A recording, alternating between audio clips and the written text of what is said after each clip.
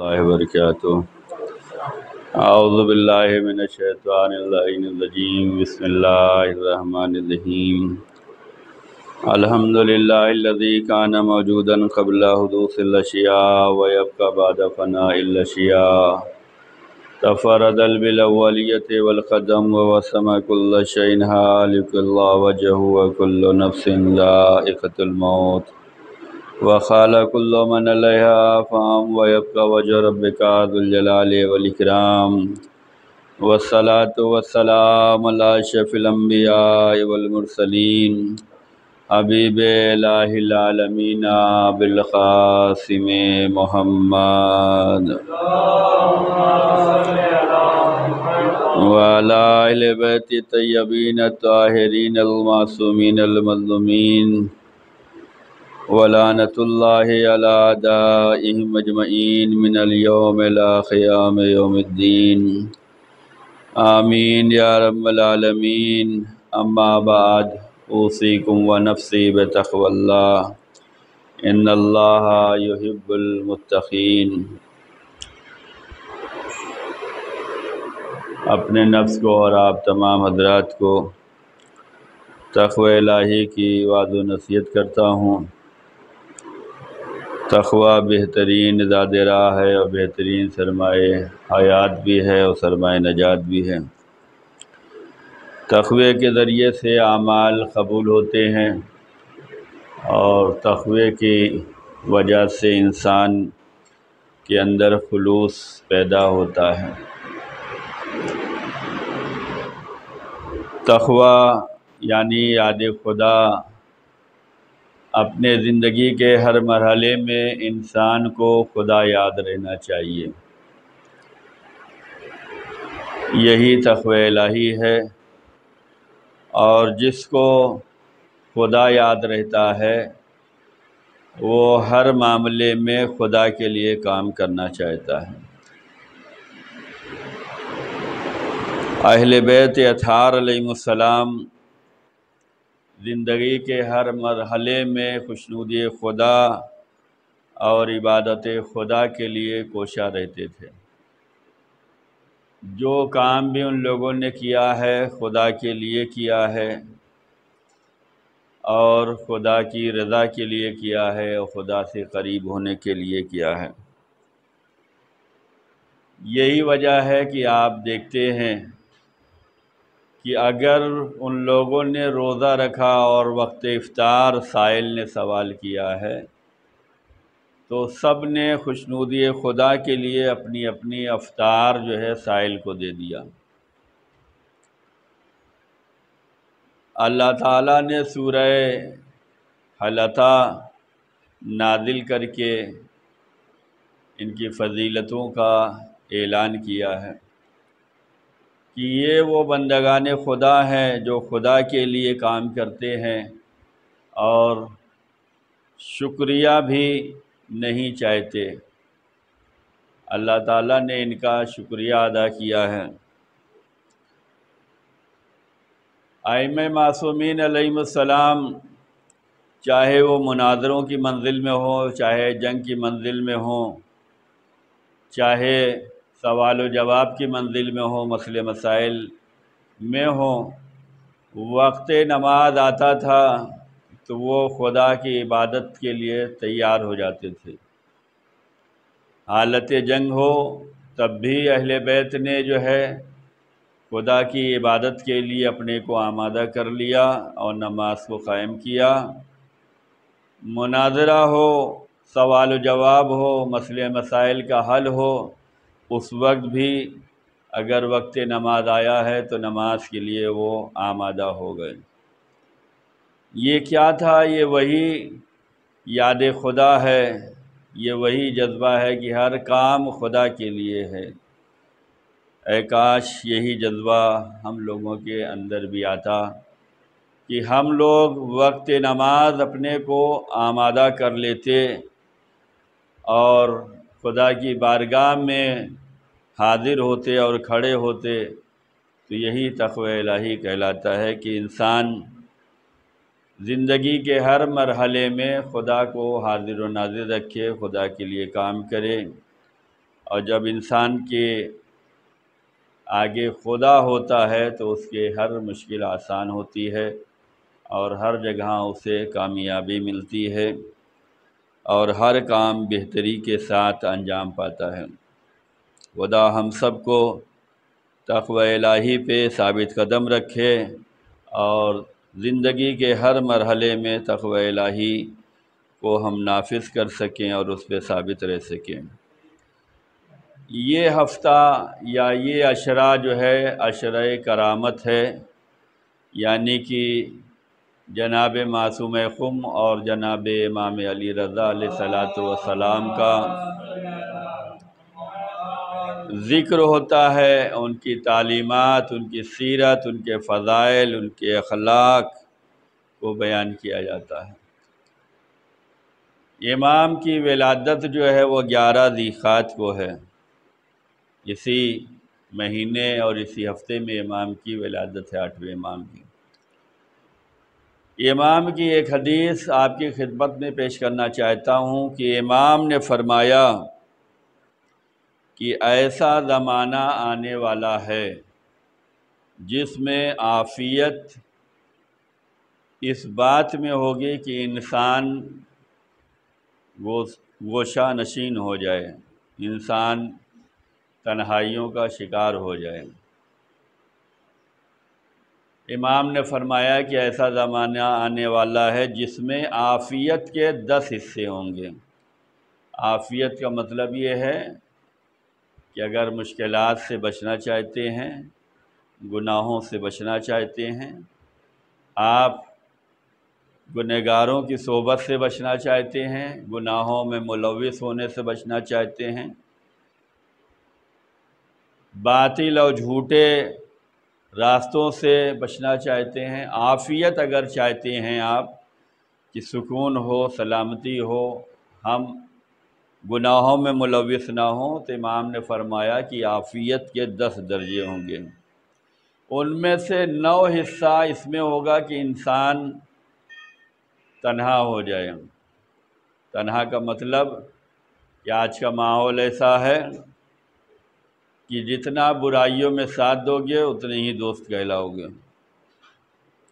ایک نے غیبت شروع کی، اسی میں تمہیں ساتھ دینا ہے۔ جھوٹ ہو، فریب ہو، مکاری ہو، اس میں ساتھ دو، بہت اچھے دوستدار کہلاؤ گے، بہت اچھے آدمی کہلاؤ گے، ایک دوسرے کا لوگ احترام کرتے ہیں۔ یہی آج کا زمانہ چل رہا ہے۔ لیکن اگر ذرا سا انسان کسی کی اصلاح کرنا شروع کر دے تو پھر ہر ایک کا منہ بگڑنے لگتا ہے۔ بروں کو اچھا کہہ دو خوش ہو جائیں گے، لیکن بروں کو اچھا بنانے کی کوشش کرو تو منہ بنا لیں گے۔ آج کا ماحول یہی ہے کہ جتنا گناہوں میں ساتھ دیتے جاؤ گے، جھوٹ بولنا، غیبت کرنا، تہمت لگانا، کسی کو حقیر سمجھنا، کسی کو ذلیل کرنا، یہ سب گناہ ہے۔ جتنا اس میں ساتھ دو اتنے ہی آپ جو ہے بہت اچھے انسان ہیں، بہت اچھے ساتھی ہیں۔ ان چیزوں سے اگر بچنا ہے تو عافیت اس میں ہے کہ ان چیزوں سے دور ہو جائے انسان۔ ہم اپنے کو جو ہے نیک کاموں میں مصروف کر لیں، دعاؤں میں مصروف کر لیں، لوگوں کی خدمت میں مصروف کر لیں، لوگوں کو تعلیم دینے میں اپنے کو مصروف کر لیں، لوگوں کی اصلاح کرنے میں اپنے کو جو ہے ہم جو ہے مصروف کر لیں، اپنے والدین کی خدمت میں اپنے کو مصروف کر لیں، اپنے اہل و عیال کی دیکھ بھال میں اپنے کو مصروف کر لیں۔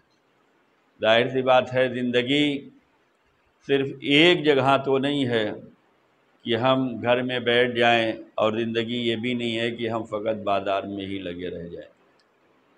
8ویں امام ہی کا یہ فارمولہ ہے اور امام ہی کی حدیث ہے کہ اپنی زندگی کو 4 حصوں میں تقسیم کر لو، اور وہ 4 حصے، ایک حصہ عبادت خدا کے لیے ہو، ایک حصہ دوست احباب کے لیے ہو، ایک حصہ جو ہے رزق حلال کے لیے ہو اور ایک حصہ اپنے اہل و عیال کے لیے ہو، 4 حصوں کو بانٹ لینا چاہیے۔ اس طریقے سے اگر ہم چلیں گے تو زندگی ہماری اچھی ہوگی، زندگی ہماری خوشحال ہوگی۔ حدیث میں آیا ہے کہ انسان اگر اپنے وجود میں صابر اور شاکر بننا چاہتا ہے تو اسے چاہیے کہ دین کے معاملے میں آگے بڑھے۔ انسان جتنا بڑا دیندار ہوگا، دین کی ذمہ داریوں کو ادا کرے گا، دین کی خدمتیں کرے گا، اتنا بڑا وہ صابر اور شاکر ہوگا۔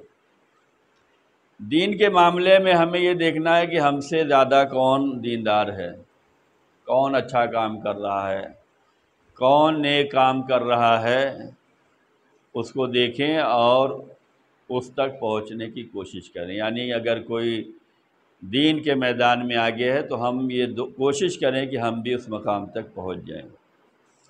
لیکن دنیا کے معاملے میں ہمیں اپنے سے اوپر والوں کو نہیں دیکھنا ہے، بلکہ اپنے سے نیچے والوں کو دیکھنا ہے۔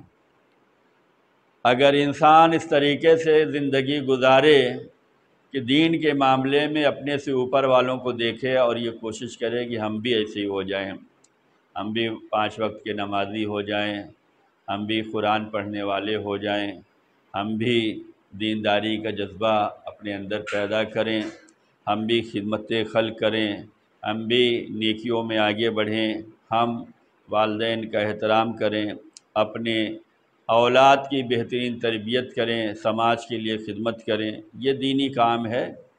اس میں ہمیں بھی بڑھنے کے لیے کوشش کرنا چاہیے کہ دیکھیں ہم سے آگے کون ہے اور پھر ہم یہ کوشش کریں ہم بھی اسی مقام پر پہنچ جائیں۔ لیکن دنیاوی معاملے میں ہمیں اپنے سے نیچے والوں کو دیکھنا ہے اور شکر کرنا چاہیے کہ اللہ تعالیٰ نے ہمیں یہ نوازا ہے، اللہ تعالیٰ نے ہمیں یہ بخشا ہے، اللہ تعالیٰ نے ہمیں صحت دی ہے، اللہ تعالیٰ نے ہمیں سلامتی دی ہے، اللہ تعالیٰ نے ہمیں بولنے کی طاقت دی ہے، اللہ تعالیٰ نے ہمیں دیکھنے کی طاقت دی ہے۔ بہت سے ایسے مریض ہیں جو دیکھ نہیں سکتے، بہت سے ایسے لوگ ہیں جو سن نہیں سکتے، بہت سے ایسے لوگ ہیں جو چل نہیں سکتے، بہت سے ایسے لوگ ہیں جو بستروں پہ پڑے ہوئے ہیں۔ ایسے لوگوں کو دیکھنے کے بعد ہمیں شکر ادا کرنا چاہیے۔ یہ شکر اس کے سامنے نہ ہو، بلکہ یہ شکر اپنے دل میں ہو، تنہائی میں ہو، اور ان لوگوں کے لیے بیماروں کے پاس جاؤ تو ان کی صحت یابی کی دعا کرو، بیماروں سے اپنے لیے دعا کرواؤ۔ کیوں؟ جب انسان بیمار ہوتا ہے تو وہ زیادہ ذکر خدا کرتا ہے۔ اسی لیے حدیثوں میں آیا ہے کہ بیمار کی عیادت کے لیے جانا چاہیے۔ آپ اس کی عیادت کے لیے جائیں، اس کی طرف سے صدقہ نکالیں، اس کے لیے دعا کریں اور اس سے اپنے لیے دعا کروائیں، اس لیے کہ جو بیمار ہوتا ہے وہ زیادہ خدا کو یاد کرتا ہے، ذکر خدا زیادہ کرتا ہے اور دل سے کرتا ہے۔ ایک بیمار جو ہے دل سے دعا کرتا ہے، اس سے اپنے لیے دعا کرواؤ۔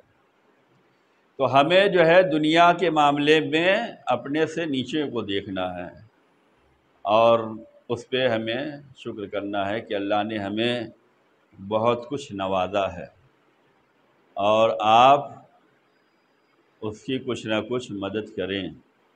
اللہ تعالیٰ نے ہمیں جو کچھ بھی دیا ہے یہ صرف ہمارے لیے نہیں ہے، اس میں دوسروں کا حق ہے۔ یہ اللہ نے آپ کو دولت دی ہے، پیسہ دیا ہے، یہ امانت ہے،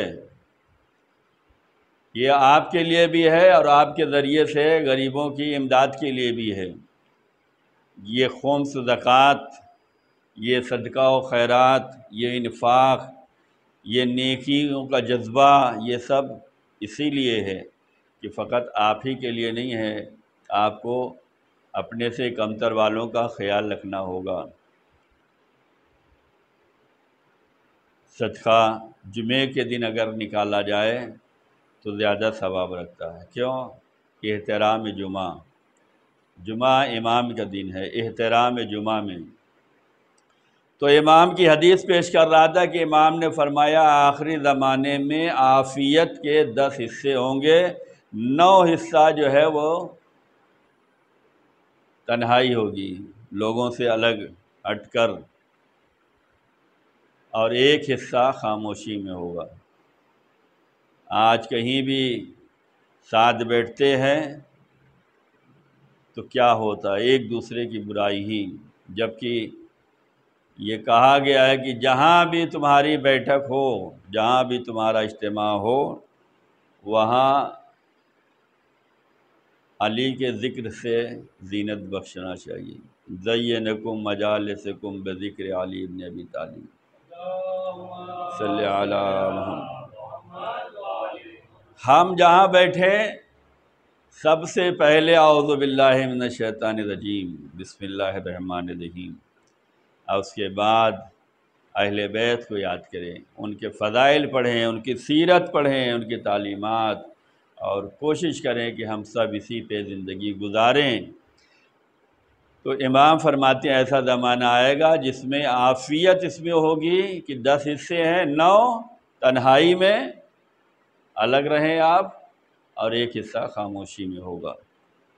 اور پھر امام فرماتے ہیں، 8ویں امام کی یہ بھی حدیث ہے کہ انسان جو نیک کام کرتا ہے اگر اسے پوشیدہ طور پہ کرتا ہے تو اس کو اللہ تعالیٰ 70 گنا ثواب دے گا۔ ہم نے اگر کسی کی مدد کر دی بغیر کسی کو بتائے، بغیر کسی سے چرچا کیے، تو اللہ تعالیٰ اس کے بدلے ہمیں 70 دے گا۔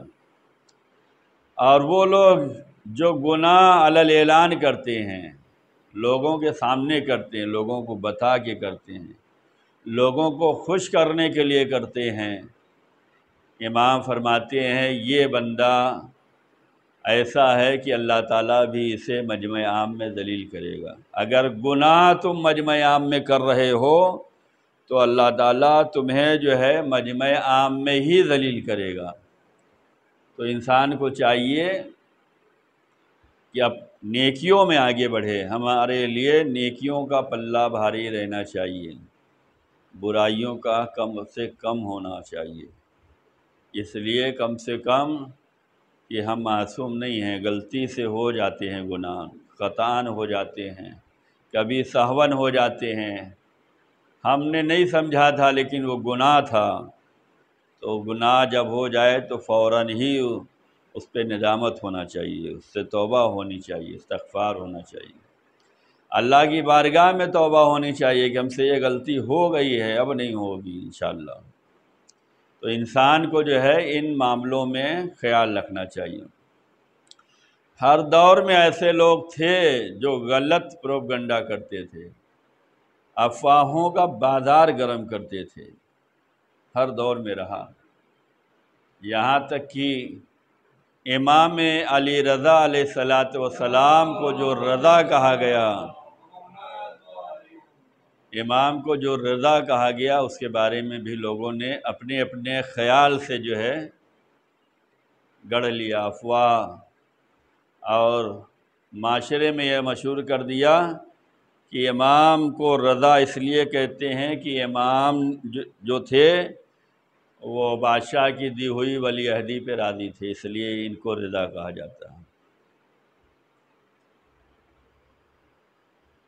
اور لوگوں نے اس کا چرچا کر دیا کہ امام کو رضا اس لیے کہتے ہیں کہ حکومت سے یہ راضی ہیں، انہیں ولی عہد بنایا گیا، اس سے راضی ہیں، حکومت کے ہر فعل سے راضی ہیں، لہذا ان کو رضا کہا جاتا ہے۔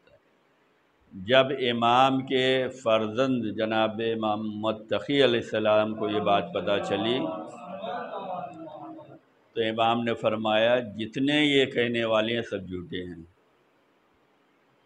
میرے بابا کو رضا اس لیے نہیں کہا گیا، یہ جتنے اس خیال کے ہیں سب جھوٹے ہیں، یہ فریب کا شکار ہیں، یہ افواہوں کا شکار ہوئے ہیں، یہ پروپگنڈے کا شکار ہوئے ہیں، حقیقت یہ نہیں ہے جو مشہور کی گئی ہے۔ تو کہا کہ میرے بابا کو اس لیے رضا کہا گیا ہے کہ وہ اللہ کے حکم پر راضی رہتے تھے، اللہ نے جو کچھ دیا ہے اس پہ راضی رہتے تھے۔ تو لوگوں نے کہا ہر امام اس پہ راضی رہا، ہر نبی میں راضی رہا، رسول راضی رہا، تو آپ کے بابا ہی کو کیوں رضا کہا گیا؟ تو امام نے بتلایا کہ اس کی وجہ یہ ہے کہ میرے بابا سے ہر انسان راضی رہا، چاہے وہ چاہنے والا ہو چاہے دشمنی رکھنے والا ہو، میرے بابا سے ہر ایک راضی تھا، اس وجہ سے بھی ان کو جو ہے رضا کہا جاتا ہے۔ تو یہ واقعہ ہمیں بتلاتا ہے کہ ہر زمانے میں لوگوں نے اپنے اپنے مقصد کے تحت جو ہے افواہوں کا بازار گرم کیا ہے، حقیقتوں کو چھپایا ہے، سچ کو دبایا ہے۔ تو ہمیں یہ چاہیے کہ ہم سچ کو تلاش کریں، حق کو تلاش کریں، اور جو صحیح ہے جو حق ہے اس کا ساتھ دیں۔ اہل بیت اطہار علیہم السلام پر جو لوگوں نے غلط عقیدے باندھے ہیں، جو غلط افواہیں پھیلائی ہیں، ان کا ہمیں دفاع کرنا چاہیے، اور ہم کو بیدار رہنا چاہیے کہ ہم بیداری کا ثبوت دیں، جہاں تک جس اعتبار سے حکمت کے ساتھ جو ہے اس کا دفاع کرنا چاہیے۔ حکمت بہت بڑی چیز ہے، اللہ جس سے محبت کرتا ہے اسے حکمت دیتا ہے، حکمت سب کو نہیں ملتی۔ علم تو سب کو مل جائے گا، لیکن حکمت کچھ لوگوں کو ملتی ہے، اور حکمت سے کام لینا چاہیے کہ ہر چیز کا جواب دیا جائے لیکن حکمت سے دیا جائے، موقع محل دیکھ کر دیا جائے۔ تو یہ ہفتہ، یہ عشرہ کرامت ہے، ہمیں چاہیے کہ ان ہفتوں میں، ان عشروں میں جو ہے امام کی تعلیمات کو اپنائیں، اور امام کے فضائل و مناقب کو پڑھیں اور اپنی زندگی میں اسے نافذ کرنے کی کوشش کریں، اور جن لوگوں نے بھی جس اعتبار سے بھی اہل بیت کو ستایا ہے، اماموں پہ ظلم کیے ہیں، اس سے ہمیں اظہار بیداری کرنا چاہیے۔ بہت سے ایسے لوگ ہیں کہ جو اماموں کو مشغول رکھنا چاہتے تھے، 8ویں امام سے اس نے زیادہ مناظرے، اسی لیے تاکہ انہی میں مشغول کر دیا جائے، یہ دین کی تبلیغ نہ کر سکیں، یہ لوگوں سے مل نہ سکیں۔ لوگوں نے بہت کوششیں کی ہیں، امام کے مناظرے جہاں بیان کیے گئے وہیں پر یہ لکھا ہے علماء نے کہ اتنے زیادہ مناظرے کرائے جاتے تھے تاکہ امام اسی میں بزی رہیں، لیکن یہ ان کا خیال تھا، یہ ان کی سوچ تھی، لیکن امام انہی مناظروں کے ذریعے سے احکام الہی، تعلیمات، اسلام کے مسائل، واجبات، حرام اور حلال سب پہنچاتے رہتے تھے۔ لیکن ہوتا یہ ہے کہ انسان اپنے خیال سے چلتا ہے کہ ہم انہیں اسی میں بزی رکھ لیں، ہر ایک سے مناظرہ کروایا جا رہا ہے، زندیق سے بھی مناظرہ ہو رہا ہے، جو ہے دوسرے مذہب والوں سے بھی ہو رہا ہے، خدا کو نہ ماننے والوں سے بھی ہو رہا ہے، سب سے مناظرہ، بس امام بزی رہیں۔ لیکن امام نے مناظرے کے ذریعے سے حق کو پہچانوایا ہے، خدمتیں کی ہیں، لوگوں نے جو ہے امام کی عظمتوں کا اعتراف کیا ہے۔ تو یہ وہ تمام چیزیں ہیں کہ ہم جہاں بھی رہیں اہل بیت کے در سے وابستہ رہیں، اہل بیت کی محبت کو اپنے دلوں میں رکھیں، اہل بیت کی تعلیمات کو اپنے سامنے رکھیں، اور زندگی کے ہر مرحلے میں یہ کوشش کریں کہ ہماری زندگی اہل بیت کی راہ پر رہے، اہل بیت کے در پہ رہے۔ خدا ہم سب کو توفیق دے کہ اس در سے ہم وابستہ رہیں اور اس در پہ ثابت قدم رہیں۔ خدا ہمارے آنے کو قبول کرے، خدا ہماری نماز کو قبول کرے، خدا ہماری حاضری کو قبول کرے، خدا ہمارے روزی روزگار میں برکت عنایت فرمائے، ہم سب کو مل جل کر خدمت دین کرنے کی خدا توفیق عنایت فرمائے۔ بسم اللہ الرحمن الرحیم۔ انا احسن الحدیث و ابلغ الموعظہ کتاب اللہ۔ اعوذ باللہ من الشیطان الرجیم۔ بسم اللہ الرحمن الرحیم۔ انا اعطیناک الکوثر فصل لربک وانحر ان شانئک هو الابتر۔ اللہم صل۔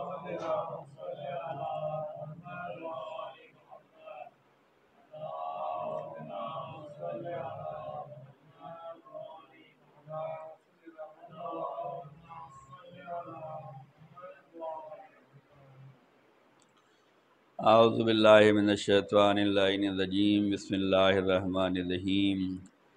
الحمدللہ الذی لا الہ الا هو الحلیم الکریم غافر الذنب وقابل التوب وهو الغفور الرحیم۔ سبحان من سبقت رحمتہ وغضبہ ووسط الیدین بالرحمہ۔ سبحان من لم یکلف نفسا الا دون وسعها وعفى عن السیئات ولم یجازبها۔ سبحان من لا يزداد ولا معاصي العباد الا كرما وجودا ولا كثرة الذنوب الا عفوا وصفا۔ نشهد ان لا اله الا الله وحده لا شريك له واشهد ان محمدا عبده ورسوله واشهد ان امير المؤمنين واولاد المعصومين حجج الله اما بعد۔ عزیزان گرامی، ہم سب جمعہ میں حاضر ہیں۔ جمعہ ایک ایسی عبادت ہے کہ اگر جمعہ میں ہماری حاضری ہو رہی ہے، نماز جمعہ پڑھ رہے ہیں، تو ہمارے سارے اعمال قبول ہوں گے۔ یہ حدیث کئی بار ہم نے پڑھی اور یہ بیداری کے لیے ہے۔ یہ حدیث رسول یہ ہے کہ جس نے میری زندگی میں یا میری زندگی کے بعد نماز جمعہ کو ہلکا سمجھ کر ترک کر دیا، اس کی کوئی عبادت قابل قبول نہیں ہوگی، اس کی کوئی نیکی پروردگار قبول نہیں کرے گا، الا یہ کہ وہ توبہ کرے اور نماز جمعہ میں شرکت کرے۔ نماز جمعہ کی اہمیت یہ ہے کہ یہ نماز اگر ہم نے اس کا احترام کیا، نماز پڑھی، تو ہمارے تمام اعمال قبول ہوں گے، نیکیاں قبول ہوں گی۔ اب وہ لوگ جو حاضر ہوتے ہیں ان کی اہمیت، اور جو نہیں حاضر ہوتے وہ اپنے کو جانچیں اور پرکھیں کہ ہم کیوں نہیں حاضر ہو پا رہے ہیں۔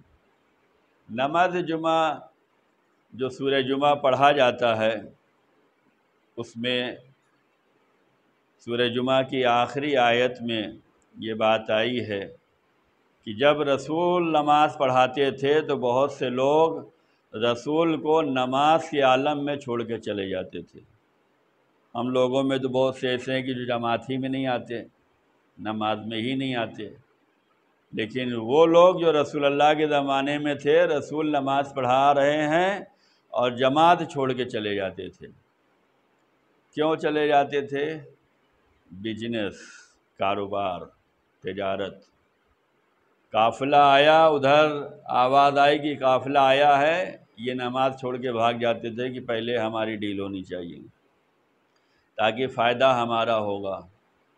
تو آج بھی یہ واقعہ اگر کسی کو سنایا جائے تو ہر ایک یہی کہتا ہے کہ بڑے بدتمیز تھے وہ لوگ جو رسول کو نماز کے عالم میں چھوڑ کے بھاگ جاتے تھے، بہت خراب لوگ تھے، بہت برے لوگ تھے۔ تو انہی سے پوچھو کہ جو لوگ نماز جمعہ میں شرکت نہیں کر رہے ہیں وہ کہاں کے اچھے ہیں؟ یہ بھی نہیں آ پا رہے، کیوں؟ اپنا کاروبار، اپنی فرصت، اپنا ٹائم۔ تو ان معاملوں میں بھی ہمیں غور کرنے کی ضرورت ہے کہ ہم کہاں جا رہے ہیں۔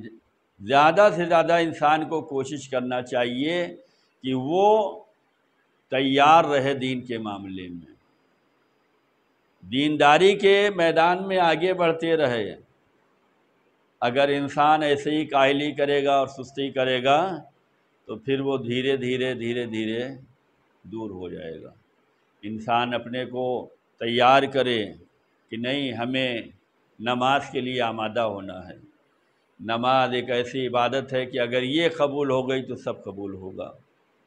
تو نماز کے لیے ہمیں اپنے کو تیار کرنے کی ضرورت ہے۔ اور خود تیاری کریں، ورنہ رکاوٹیں تو زیادہ ہیں، ان رکاوٹوں کا سامنا کرنا چاہیے، ان رکاوٹوں کو دور کرنا چاہیے، اپنے کو آگے بڑھنا ہے، عبادت میں آگے بڑھنا ہے، دین کے معاملے میں آگے بڑھنا ہے، تو ہمیں اس بات کی کوشش کرنی چاہیے کہ ہم عمل خیر کے معاملے میں، دینداری کے معاملے میں آگے بڑھتے رہیں، رکاوٹوں کا سامنا کریں، رکاوٹوں کو دور کریں۔ آج کی وہ عبادت جو سب سے بہترین عبادت ہے، شب جمعہ اور روز جمعہ، حدیثوں میں آیا ہے جو سب سے بہترین عبادت ہے وہ محمد اور آل محمد علیہ السلام پہ درود و سلام کا پڑھنا۔ اللہم صلی اللہ،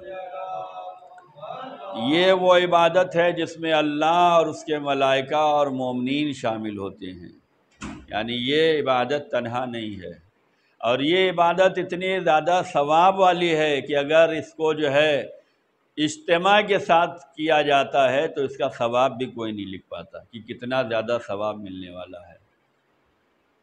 وہ عبادت درود محمد آل محمد علیہ السلام ہے۔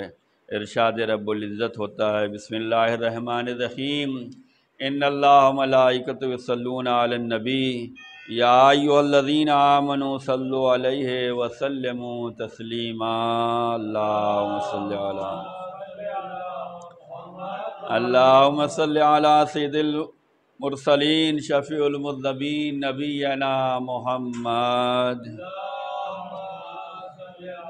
اللہم صلی علی سید الوصین امیر المومنین علی ابن ابی طالب۔ اللہم صلی علی سیدۃ النساء العالمین فاطمہ بنت رسول اللہ۔ اللہم صلی علی الحسن ابن علی مجتبی۔ اللہم صلی علی حسین ابن علی شہید کربلا۔ اللہم صلی علی علی ابن الحسین زین العابدین۔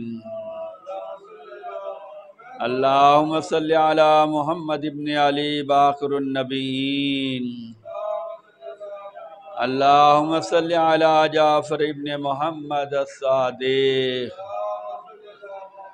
اللہم صلی علی موسیٰ ابن جعفر الکاظم۔ اللہم صلی علی علی ابن موسیٰ الرضا۔ اللہم صلی علی محمد ابن علی تقی الجواد۔ اللہم صلی علی علی ابن محمد ہاد النقی۔ اللہم صلی علی الحسن ابن علی الزکی العسکری۔ اللہم صلی علی مولانا صاحب العصر والزمان الحجۃ ابن الحسن القائم المہدی۔ صلواتک علیہ وعلی آبائہ فی ہذہ الساعۃ وفی کل ساعۃ ولیا وحافظا وقائدا وناصرا ودلیلا وعینا حتی تسکنہ ارضک طوعا وتمتعہ فیہا طویلا۔ اللہم صلی علی محمد۔ خدایا ہم سب کی حاضری کو قبول فرما، ہم سب کے گناہوں کو معاف فرما، ہمارے والدین، بیوی، بچوں، بھائی بہن، عزیز و اقربا، تمام مومنین و مومنات کے گناہوں کو معاف فرما، ہم سب کی جان مال عزت آبرو کی حفاظت فرما، ہم سب کے روزی روزگار میں برکت عنایت فرما، ہم سب کو در اہل بیت پہ ثابت قدمی عنایت فرما، ظہور حضرت امام زمان علیہ السلام میں تعجیل فرما، ہم سب کو امام کے خادم و ناصروں میں شمار فرما۔ بسم اللہ الرحمن الرحیم، قل هو اللہ احد اللہ الصمد لم یلد ولم یولد ولم یکن له کفوا احد۔